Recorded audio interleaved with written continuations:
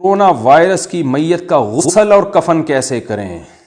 Corona virus کی وجہ سے اگر کوئی مر جائے تو اس کی نماز جنازہ اور میت کو لہلانے کا کیا حکم ہوگا؟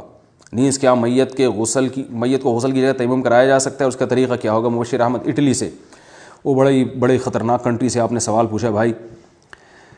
دیکھیں، جن ممالک میں پابندی ہے، بلکہ تقریباً سب ممالک میں یہ پابندی لگ گئی ہے کہ کرونا وائرس سے اگر کسی کا انتقال ہوگا تو اس کی میت کو ورثہ کے حوالے نہیں کیا جائے گا، کیونکہ یہ بیماری پھیل رہی ہے، میت کے ذریعے بھی پھیل سکتی ہے۔ تو اس میں پاکستان کے بارے میں جہاں تک مجھے معلومات ہیں، اسلامی کنٹریز میں اس کو وہیں غسل دیا جاتا ہے اور پلاسٹک کے بیگ میں پیک کر دیا جاتا ہے۔ تو وہ غسل جو گورنمنٹ دے دے گی وہ کافی ہو جائے گا، آپ کو پھر مزید غسل دینے کی ضرورت نہیں ہے۔ اور اٹلی وغیرہ میں بھی ہم نے سنا ہے کسی کیمیکل سے دھویا جاتا ہے، اب واللہ عالم حقیقت کیا ہے، لیکن وہاں بھی آپ کو بیگ کھولنے کی گورنمنٹ کی طرف سے اجازت نہیں ہے، بلکہ میت ہی لواحقین کے حوالے نہیں کی جاتی۔ تو میت کے 4 حق ہیں: غسل، کفن، جنازہ اور دفن۔ یہ 4 احکام ہیں جو مرنے والے پر، اس کے لواحقین پر لازم ہو جاتے ہیں مرنے والے کے لیے۔ تو ان 4 احکام میں سے جو غسل ہے وہ تو گورنمنٹ خود ہی دے دیتی ہے، اور اگر نہیں دے دیتی تو ہمیں دینے پر پابندی ہے، وہ ہمارے حوالے نہیں کرتی، تو یہ غسل ساقط ہو جائے گا مجبوری میں، ہمارے پاس اس کے علاوہ کوئی آپشن نہیں ہے، کیونکہ جب آپ کو گورنمنٹ دے ہی نہیں رہی ہے میت تو آپ کیا کریں گے؟ اور ویسے بھی اگر آپ شاپر کھول کے غسل دیں گے تو وہ بہت زیادہ اس وائرس کے پھیلنے کا خطرہ ہوتا ہے۔ تو شریعت میں حکم یہ ہے کہ زندہ لوگوں کی جان پہلے ہے، اور میت کا غسل وہ دوسرا، وہ بھی اہم حکم ہے، لیکن وہ اتنا اہم نہیں ہے جتنا لوگوں کی جان بچانا اہم ہے۔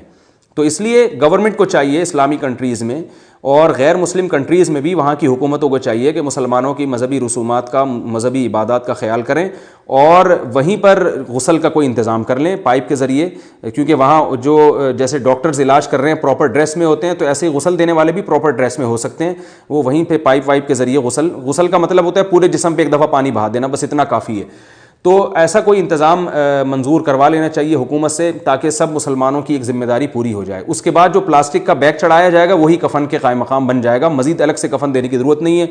تیسرا درجہ رہ جائے گا نماز جنازہ کا۔ دفن تو گورنمنٹ کے افراد خود کر دیتے ہیں، اس کو رہ جائے گا مسئلہ جنازے کا۔ تو اگر دفن سے پہلے تابوت پہ جنازہ پڑھنے کی اجازت دے دی جائے تو جنازہ پڑھ لیں 2-4 افراد مل کے، اور اگر اس کی بھی اجازت نہ ملے تو قبر پہ بھی جنازہ پڑھنا مجبوری میں ثابت ہے، آپ صلی اللہ علیہ وسلم نے پڑھا ہے، تو 3 دن کے اندر آپ قبر پہ بھی جنازہ پڑھ سکتے ہیں۔ اللہ تعالیٰ سے دعا مانگنی چاہیے کہ ہمارے ملک میں یہ حالات پیدا ہونے سے پہلے ہماری قوم سدھر جائے اور احتیاطی تدبیروں پہ عمل کرنا شروع کر لے۔ اور اصل بات تو یہ کہ یہ اللہ کا عذاب ہے، عذاب میں ہمیں توبہ کرنے کی زیادہ ضرورت ہے، ہمیں اللہ گناہوں سے توبہ کی توفیق عطا فرمائے۔